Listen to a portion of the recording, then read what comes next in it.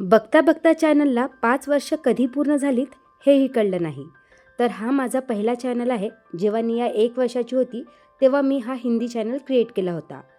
चॅनलचं नावही मी निया and her mommies ठेवलं होतं, पण या चॅनलमध्ये काय टाकावं हे कळतच नव्हतं.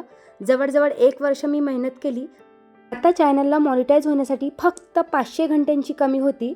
रेग्युलर जर व्हिडिओ टाकले असते कदाचित चॅनल मॉनिटाईजही झालं असतं, पण विचार केला की आपण 1 वर्षापासून एवढी मेहनत करते आहो, जर हेच कंटेंट जर आपण मराठीमध्ये टाकलं तर कदाचित मी कम्फर्टेबली बोलू शकेल आणि चॅनल लवकर मॉनिटाईज होईल.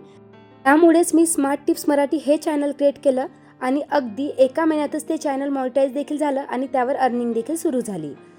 त्या चॅनलवर मी सहसा home organisation, kitchen organisation, home hack share करत असते. कुठेतरी लिमिटेशन्स असतं, पण या चॅनलवर मात्र मी मिनी ब्लॉग शेअर करणार आहे. माझं डेली रुटीन, लाईफस्टाईल हे देखील तुमच्यासोबत दाखवण्याचा प्रयत्न करणार आहे. नमस्कार मैत्रिणींनो, मी अंकिता आणि मी राहते उत्तराखंडात. आज होतो नवरोबांचा वाढदिवस, त्यामुळे त्यांच्या आवडीची फ्रँकी रेडी केली होती. दुपारी मस्त असं सिम्पलचं जेवण बनवलं आणि आता मस्त असा सुंदरसा ड्रेस घालून मी पार्टीसाठी रेडी होती आहे. तर हा माझा फर्स्ट ब्लॉग होता. यानंतर आपले रेग्युलर ब्लॉग्स येतील, त्यामुळे चॅनलला सबस्क्राईब नक्की करा. चला तर भेटूया नेक्स्ट ब्लॉगमध्ये. Bye bye.